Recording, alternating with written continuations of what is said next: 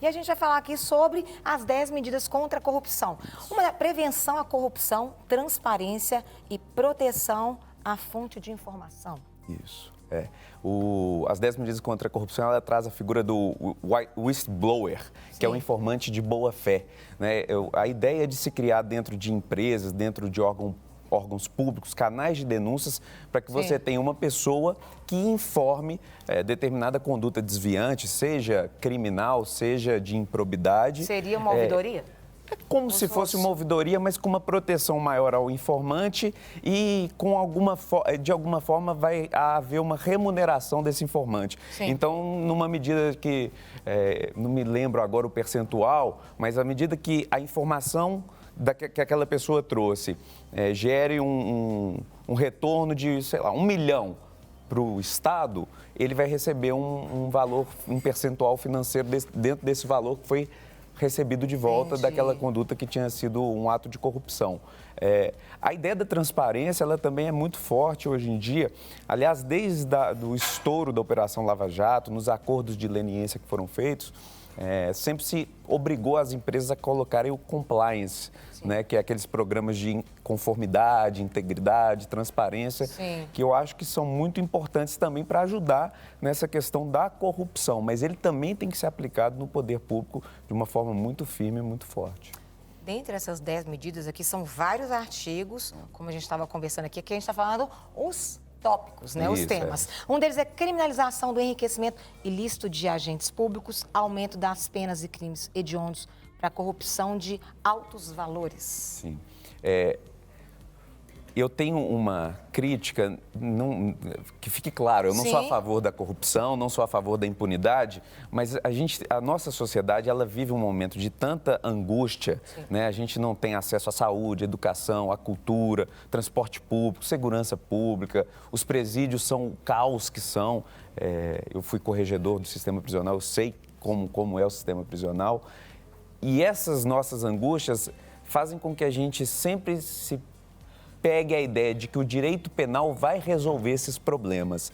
Então, a gente sempre quer penas mais duras, o direito penal, criar novos tipos penais. O trabalho é preventivo, gente. Exato. Assim, o direito penal está suprindo ausências de políticas públicas. A sociedade, ela tem que ir atrás da política pública. Quer dizer, o que nós estamos fazendo para a educação daqui a 20 anos hoje? Nada. A gente está preocupado em punir. Sim, punir é importante, mas punir nós vamos resolver um fato concreto, um fato que houve. Então, assim, essa ideia de aumentar a pena como solução da corrupção, eu não creio nela. Os crimes hediondos vieram na década de 90 para dizer assim, agora nós vamos reduzir a criminalidade. O que aconteceu de 90 para cá? A gente está falando aqui coisas simples, né? Porque, às vezes, se começasse a trabalhar nas corrupções dentro de casa, a gente teria menos pessoas presas hoje, teria menos problemas. É aquele discurso de sempre, educação. Educação no sentido mais amplo da palavra. Se as pessoas forem bem educadas, forem preparadas, certamente nós vamos ter uma sociedade melhor. Agora, punir está resolvendo? Essa é a pergunta que eu te faço, porque, ao que me parece, não. Nós temos 700 mil pessoas presas. Não é pouca coisa. Não. Crimes eleitorais e partidos políticos. Partidos deverão ter código de ética para os filiados e mecanismos de auditoria e denúncia. Esse volta na história do compliance agora para os partidos políticos, né? Porque o compliance, ele tem todo esse papel de integridade, conformidade, transparência, né? A questão da filiação também, ela é fundamental. Uma discussão que teve muito grande sobre a questão eleitoral foi o Caixa 2, que veio nas medidas, depois o ministro Sérgio Moro separou na proposta dele e isso foi objeto de muitas críticas também, mas sem dúvida nenhuma, tem que haver essa correção no sentido da palavra mesmo, dentro dos partidos políticos, porque isso vai refletir dentro da política como um todo, porque todos os políticos são filiados a determinados partidos, então a gente precisa ter uma transparência. Você pensa assim, partidos políticos, escolas de samba, são sempre locais muito problemáticos que a gente precisa ter uma transparência melhor, né? Ordem e decência, gente. Abuso de autoridade, juízes e procuradores podem ser incriminados por divergências com a lei e análise de fatos que não comprovam crime. Na verdade, não é...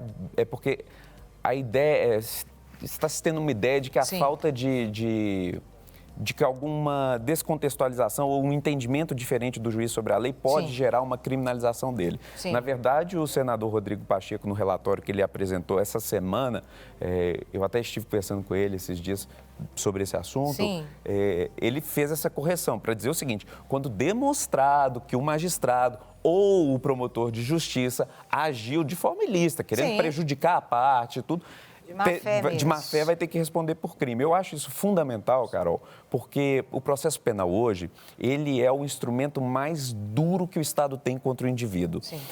Você não queira responder a um processo penal mesmo sabendo ser inocente, porque a sua imagem será manchada de uma forma permanente e não há decisão que venha depois que vai solucionar isso. A gente conhece casos de inúmeras pessoas inocentes que estão na mídia aí no dia a dia, que depois que houve uma denúncia ou uma simples investigação, a vida da pessoa não recupera mais. Então, tem que ter uma responsabilização, sim, quando a coisa é feita para prejudicar, de má fé, com parcialidade, porque o Ministério Público e o Judiciário, eles têm um poder importante e muito forte contra o cidadão. Então, isso tem que ser também muito vigiado e muito protegido para o cidadão, porque o processo penal tem que ser utilizado como um instrumento de garantia do cidadão. Por isso que a gente fala tanto das provas, dos princípios no processo penal, e não pode ser usado como instrumento para prejudicar o indivíduo quando eventualmente não seja o caso, né? Eu não tenho nada contra se a pessoa responder um processo lícito e ao final ser condenado. O problema é os atropelos ou ser utilizado.